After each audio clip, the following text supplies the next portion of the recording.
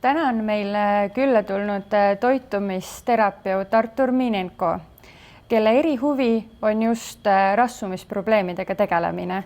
Tervist, Artur Minenko! Olete juba pikka aega töötanud Confido meditsiinikeskuse toitumisterapeudina. Meie vaateid kindlasti huvitab, millised on siis need probleemid, millega toitumisterapeudi vastuvõtule kõige enam pöördutakse? No praegu on kõige rohkem viimast aeg on ülekaalust ja probleemid ja sedimitraktid probleemid ja rohkem nüüd viimast aega rohkem tulevad mehed, mitte naised. Varem oli seda rohkem naistel. Ja nüüd rohkem ülekaalust probleemid.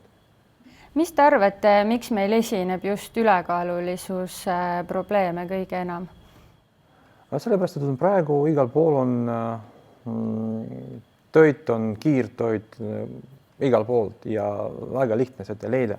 Ja linn võtab inimestel rohkem aeg ja seepärast on rohkem inimestel dieet või jälgimine on, räägivad, ei ole aeg. Seepärast on kiire, kogu aeg on kiire ja ma näen, et see on rohkem probleemid. Eestis levibki tegelikult ju ülekaalulisuse epideemia, et ühe värske uuringu kohaselt on lausa 5% Eestis elavatest täiskasvanutest rasvunud ja meie asume Euroopas 3. kohal, kohe Malta ja Läti järel.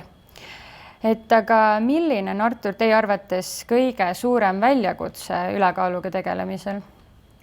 Ma nägin rohkem probleemid juba lapsepõlve. Näiteks seda peab harjutama, kui on juba pere kodus või koolis või kuidas õige toitumine, kuidas õige jälgima. Ja edasi võib, kui pere sööb, siis sööb kõik koos. Ja edasi võib teha, nagu alati ma räägin, režiimi jälgida. Nii. Kui seda ei ole, siis on rohkem läheb veel halvem ja halvem. Ja kui on inimene ei tea, mis on vaja süüa, siis sööb kõige tavaliselt.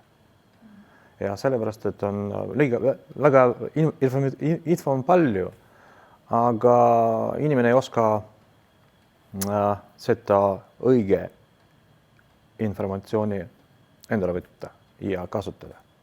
Infot on tõesti palju, jah? Info väga palju, sellepärast igal pool on, me näeme seda väga palju töötamist nõustajad, kellelt soovitab ja oma programmid, oma dieetid, oma reklaamid ja räägivad on kiiresti, kehaga langemine kiiresti, tulge ja aga ma arvan, et see ei ole hea. See provotseerib on haigusi, provotseerib on stressi rohkem ja nii edasi. Et kõik saab ikkagi alguse lapsepõlvest. Muidugi, ja see on kõige esimene, sellepärast, et edasi läheb on paremini ja edasi läheb kergem. Inimene juba teab, mis on vaja, mis temale vaja, mis ta vaja süüa. Aga tihti inimesed tunnevad, et see, milline tema üldse välja näeb, et see üldse kellegi teise asi kommenteerida, et tihti ka mitte üldse arsti asi kommenteerida. Aga millised võivad olla siis pikemas perspektiivis tervisele mõjud sellel ülekaalul? No väga palju haigusi, siis veresoonte probleemid haigusi, siis on sedimistraktid haigused ja apnoe kindlasti ja südameprobleemid ja kindlasti, ma ei räägi kolesterooli tase kõrge ja diabeet võib onkoloogia ja kui räägime pikemas perspektiiviks, siis on kui inimene ülekaaluline ja siis ei saa lapsi. See on kõige halvem. Ja väga palju haigused on, siis on see, mis on ohtlik, kui inimene ülekaaluline. Ja näiteks kui inimene noorem, siis ta ei pane tähele. See on tähtsam. et kui tuleb 40 või peale 40, siis on kõik, siis on juba organism töötab teistmoodi. Aga tihtipeale lapsed ja noored ei pea ülekaalu ohtlikuks ja ka vanemad võib-olla ei pea ohtlikuks, et mõtlevad, et öeldakse ka, et paks laps, ilus laps. Aga et kas on näiteks mingi vanus, millest alates muutub ikkagi see ülekaal tervisele ohtlikuks ja peaks hakkama rohkem muretsema oma kehakaalu pärast? Ma arvan, et 40 pluss-miinus, siis praktika näitab, on natukene võib-olla varem, aga kindlasti on piir on 40. Miks niimoodi, sellest ainevahetus ennem oli kiir ja metabolism on kiir ja pärast seda on aeglaselt. Ja siis on, nagu tagapärast ma räägin, et peab jagatud meestele auditoorium ja naistele auditoorium, see on erinevad. Sellepärast, kui räägime naistel, siis on muutub üldse hormonaalsüsteem muutub ja peale 40, 45 tuleb menopaus, siis on hormonaalsüsteem töötab teistmoodi, siis kehakaal tuleb juurde ja pärast on seiseb ja väga raske pärast on kehakaal maha võtta. Sellist aeg ma soovitan kindlasti kord pool aastaks minna seda naistearsti juurde ja teha seda verianalüüsid. Ja meestel on natuke teistmoodi, sellepärast et mehed on kõik töötavad, aga mehed on rohkem stressis, siis peab oma elu stabiliseerima, otsima, kuidas otsida parem töökohta ja näiteks üks päev oli kõik hästi ja pärast kõik on kadunud ja pärast seda tuleb ebaregulaarne söök, siis on alkohol ja stress ja depressioonid aga ma ütlen, et naistel on veel raskem seda kontrollida. Kogu aeg on see võistlus on näiteks 3-5 kilo, tahan maha, aga küsimus võib olla sügavam, võib olla rohkem küsimus hormonaalsüsteemist, sellepärast ma soovitan ikka kontrolli arsti juurde käima. Aga jah, paneme piir kuskil 40 võib seda 40 aastat. Öeldaksegi, et 40. sünnipäeval tuleks peeglisse vaadata ja mõelda, et kas ma nüüd olen siis selle pildiga rahul. Ja öeldakse ka seda, et sellest 40. sünnipäevast alates on tegelikult üha raskem kaalu langetada ja ka säilitada. Artur, selgitage meie vaatajale, miks selline olukord peale 40. meie kehas tekib? No vot, ma just praegu alustasin seda räägida, miks niimoodi, sellepärast, et on mehed on natuke teistmoodi ja võib olla vähem füüsilist aktiivsust.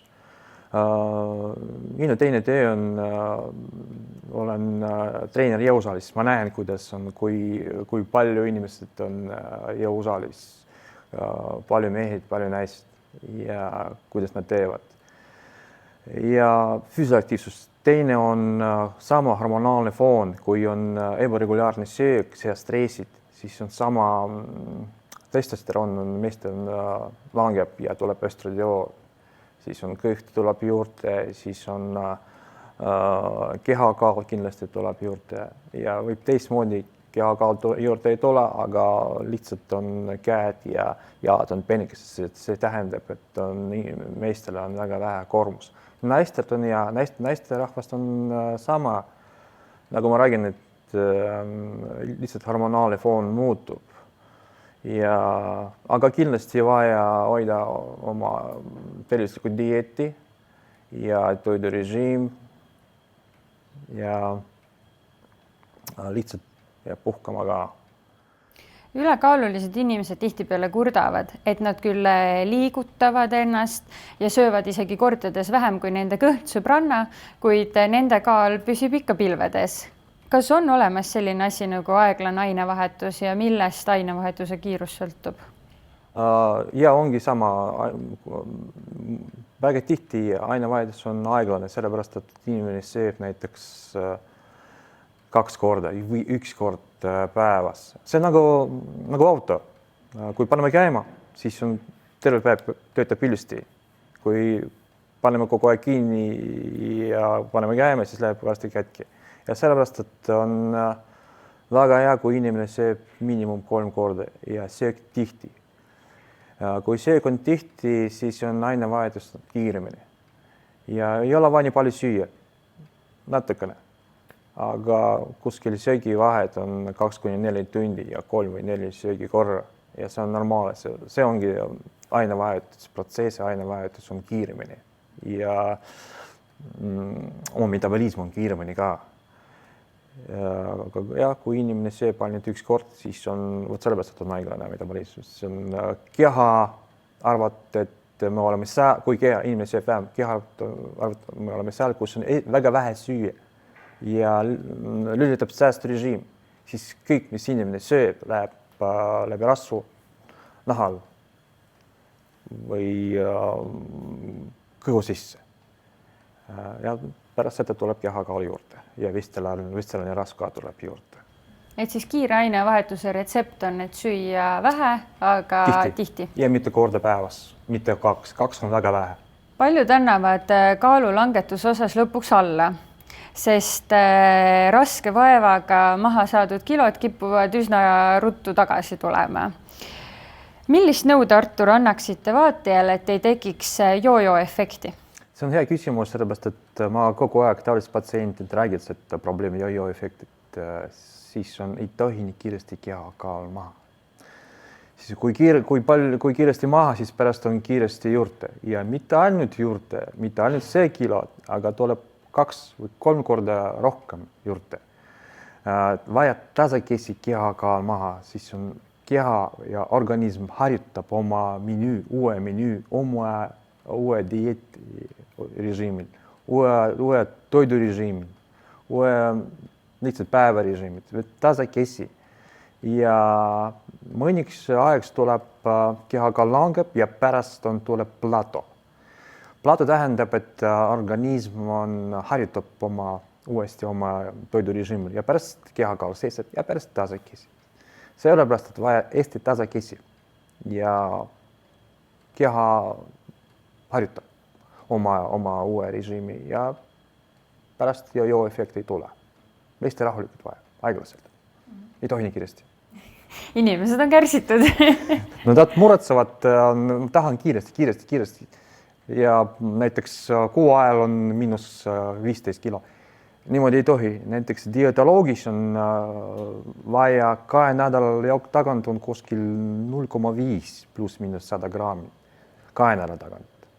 Mitte kuu aja tagant on kohe 30 kilo. Ei tohi. Üks suur kurja juur kaalu tõusul on näksimine. Millist mõju avaldab teie suure kogemuste pagasi põhjal näksimine kehakaalule ja kuidas sellest halvast harjumusest lahti saada? Näksimine väga halb, sellepärast, et see on emotsionaalne. Kui on joolaplaani, päevaplaani või toiduplaani, kui inimene üldse sööb 1 kord päevas ja pärast jookseb ringi edasi tagasi, siis on tööl ja linnas ja võtab midagi hot dogi või fast foodi, sööb või istub arvuti tagant ja midagi sööb ja emotsionaalselt sööb pool õhtut terve päev arvuti taga. Või kui töötab öösel sama krõpsud, maestused ja midagi muud. Ja see on kaootiline söök. See on väga halb ja miinimum tuleb kehakaal juurde ja enne edasi tuleb soolikustik probleemid ja veresoonte probleemid ja haigusest ja seedimistrakti probleemid haritusest ja seda haigusest. Ja kuidas seda parandada? No, ikka on, nagu ma alati räägin, et toidurežiimil vaja planeerida oma söök. Ja kõige kergemad mitte kogu aeg pliiti taga seista, aga võib oma söök teha mitmeks päevaks edasi. Ja vaja karpi panna või toidu kille sisse ja sügav külma panna. Näiteks väiksed portsjonid. Liha või kala või linnuliha ja nüüd on ja mitmeks päevaks, siis läheb paremini. Ja toidurežiim ikka. Kuidas teile, Artur, oma pika töökogemuse põhjal tundub, kas on seost ülekaalulisuse ja maksatöö vahel? Ma arvan, see on koos, sellepärast, et kui on rasvumine ja ülekaalune, siis maks töötab väga hästi ja ei pannud käima rasvapõletusprotsessi ja ei lähe välja midagi rasvat ja tuleb väga suur koormus maksale, ebaregulaarselt näiteks toitumine. On ju teada, et väike ülekaal tagab ka naha elastsuse säilitamise, et sellised kergelt ülekaalulised inimesed näevad nooremad välja, sest peenikesematel inimestel kipub ikkagi rohkem kortse lõpuks näos olema. Kuid kuidas siis ikkagi hinnata, milline ülekaal on ohtlik ja milline mitte? Ütleme, kui arvestame kehamassi indeks, kui on maksimum 29, siis võib juba muretsema. Kui on vähe ja kui on ainult 3 kilo juurde, 3 kilo või 2 kilo, see ei ole nii halb. Ja arvestageme ainult kehamassi indeks ja kui on natuke inimene ülekaaluline 2 või 3 kilo, siis on mõni protsessid töötab paremini, kui on alakaaluline inimestele ja nahk on sile ja natukene rohkem jõudu ja siis võib jagada sportlased või tavalist inimest, näiteks sportlased on kehamassi indeks võib-olla rohkem kui 29 ja aga see tähendab lihaste massi ja siin ka paneme lihaste massi, natukene kehakaal juurde või rasvamassi kehakaal juurde. See on ka võib jagada. Aga kui on juba väga palju, väga kõrge kehamassi indeks, siis võib juba muretsema. Ja teine variant, kui on inimene meeldib oma keha, oma elustiil ja näeb peeglis oma keha, siis kui ei muretse, siis ei ole nii halb. Ainult vaatame, kui liiga palju, nii ei tohi, aga liiga palju see on 7-10 kilo, see on juba palju. Et sellise kerge ülekaalu puhul, kui inimene on keskeas, ei olegi vaja nii suurt muret endale tekitada. Ei ole vaja nii kohe paanika teha, nii kohe ei. Ma saan aru, et see on probleem mõni inimestele, tahtsin ainult 2 kilo, võt ei lähe. Ma teen nii palju asjad, aga võt ei lähe. Kuidas ma teen 2 kilo? See väga suur probleem ei ole, see on rohkem emotsionaalne probleem. Millised oleksid, Artur, teie 3 kuldreeglit meie vaatajale, et kaalu langetada ja säilitada nii, et meie vaataja püsiks oma elu parimas vormis? See on kõige lihtsam. Planeerige oma söök ja õige magamisrežiim. See tähendab, ma soovitan minna kuskil maksimum 10:30 juba voodis. Sellepärast mõni rasvatarusprotsessid töötavad õhtuks 11-1. Rasvapõletaja hormoonid töötavad niimoodi. Võiks varem ärgata, aga magama ja 10:30. Ja 3. on füüsilis kormus. Nii.